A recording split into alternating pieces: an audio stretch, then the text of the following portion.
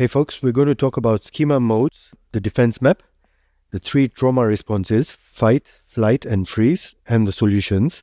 And this is the schema mode taken from Joanne Farrell and Ida Shaw. Our schemas are our blueprint on how we organize information. We all have schemas, and that is how we understand the world.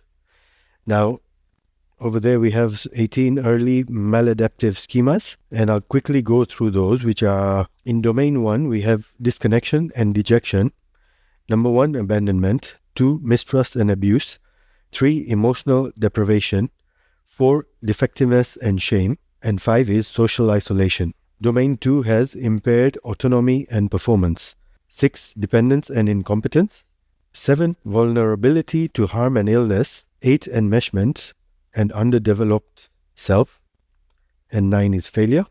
In domain 3 is we have impaired limits, which are 10, enlightenment and grandiosity. 11 is insufficient self-control and self-discipline. So insufficient self-discipline. Domain 4 is other directedness, which is 12, subjugation. 13, self-sacrifice. 14 is approval or recognition seeking. In domain 5, we have over-vigilance and inhibition, which is 15, negativity, pessimism. 16, emotional inhibition.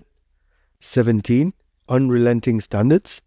And 18, punitiveness. Now we'll get to the main bit of this talk, which is we all have a vulnerable child. Everything starts from there. It's all attached to this vulnerable child. So that's the main part. And it's going to have a mood and a behavior component attached to it. When we get scared, worried, etc., it will never leave us. So we always have this vulnerable child, and connected to it is the angry child. So think about it as there is a young child, and then there's an older sibling who is getting angry on behalf of the vulnerable child because the child is scared and crying. So the angry child starts throwing tantrums. Yep. And this is because of the unmet needs. So the tantrum comes into signal that there is some unmet need or needs. And if the parent is not mature or if the adult is not in tune with this, they'll not meet the needs and instead punish or ignore. One of those, or there could be other things, but the parents, instead of meeting those needs, they make it worse. So then the coping strategies come in: fight, flight, and freeze. And these 3 are all to protect the vulnerable child. So these are basically like a shield. And every now and then the shield doesn't work, or we use these as our 3 shields, depending on what we need or how we are. And sometimes they work, sometimes they don't. So you have to keep that in mind. So in the fight strategy, you have the perfectionist overcompensator. They overcompensate to avoid drama, like doing things perfectly. They're perfectionists. They start early, end late, please everyone. This can lead to burnout though. The other mode is bully attack, which is either verbal or physical. You raise a query with someone, say like your workmate, and instead of taking it on board, they start attacking back or get defensive. There's self-aggrandizing mode, and this can be considered as narcissistic defense. They are the show-offs, and show-offs have a very vulnerable child. Suspicious controller mode has plans B, C, D, and E. So they don't only have plan B, they're so suspicious and they want to control everything so much that they have even more plans in place just in case things go wrong and stuff like that. And now all 3 of these situations will have an attitude towards failure. In fight mode, you don't have failure as an option. That's why you over-perfect things, you do things perfectly, you overcompensate, because failure is not an option. You have all those plans B's and C's and D's. Next is flight. Put simply, this is avoidance. One of the mode is detached protector. It's a form of psychological shutdown. If I don't feel anything, I won't have to get in touch with my vulnerable child because it's too scary, overwhelming, or too intense. The other mode is avoidant protector. This is the flip side of the detached protector and is more physical, like avoiding going to parties. And then you have your angry protector. The differentiator to the angry child, which is our main guy in that bottom corner, is that angry protector will push people away by being scary and intimidating. That way people can't get close, can't get to know me, and then hurt me and abandon me. Next you have is the detached self-soother. They get into addictive behaviors or risky behaviors that are a vulnerability, but not as overwhelming as getting in touch with the vulnerable child, usually physical and more manageable. So they choose to pick that weakness so they can hold on to that addiction or risky behavior. So they don't need to go and get in touch with the vulnerable child. And their attitude towards failure is it can't be an option because if I don't even try, I can't fail. Your next coping strategy is freeze.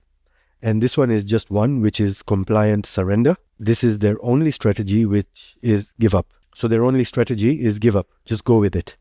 And their attitude towards failure is I always fail. It's just how I am.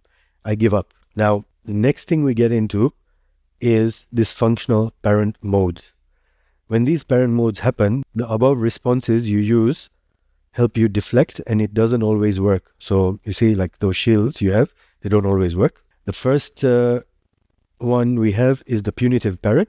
Now children aren't born hating themselves, right? How they talk to themselves come from external sources. So this punitive parent is a term for all the negative things the adult with authority in your life has shown. And or they've been critical to. They either said hurtful or harmful things, or there was an absence of positive things. Gabor Mate talks about this really well, where he says all these addictions and everything was to fill a hole when you are young.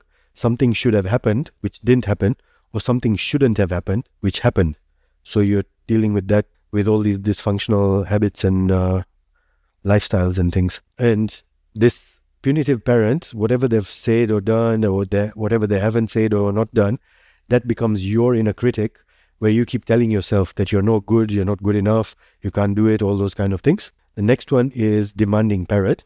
This parent is more like bossy, is a bossy critic to tell you push harder, do more, you're not doing enough, just keep pushing you and pushing you. So those were the dysfunctional and not positive ones. Now we come to the positive modes, and you will need to reintroduce these, which we'll talk about shortly. So first we have the healthy adult. This is the part we can control and be a stage director to control all the mentioned characters above. So you have fight, flight, freeze, and healthy adult as your coping mechanisms. The only thing is you have to learn healthy adult. You need to learn this one over time, which is why I have my blog and live video sessions, because of all the work I've done, which is all this stuff. The next one we have is happy child. This is where you get your sense of fun, play, novelty, autonomy, just a happy-go-lucky, adventurous, curious person. And then finally, you have your good parent. And along with schema therapy, you can use this parent of self-parenting or reparenting, which I've shared a link over there. And the good parent is represented by the therapist. So when you become an adult and you don't know how to deal with things, you go to a therapy. That's your good parent there. Now, the solutions for all these characters we've talked about, when it comes to the vulnerable child, you have to just soothe it. Allow yourself to experience that vulnerability. I can't even say this word so many times. Just allow yourself to feel it. Acknowledge when you're feeling it. Be with it. Try and understand it. Soothe this child when it happens. The angry child needs validation. And usually it's because they don't feel heard. They're feeling unheard. So you let them talk and you'll uncover the vulnerability or the vulnerable child. Then your coping mechanisms, fight, flight, and freeze. You don't need to switch these off.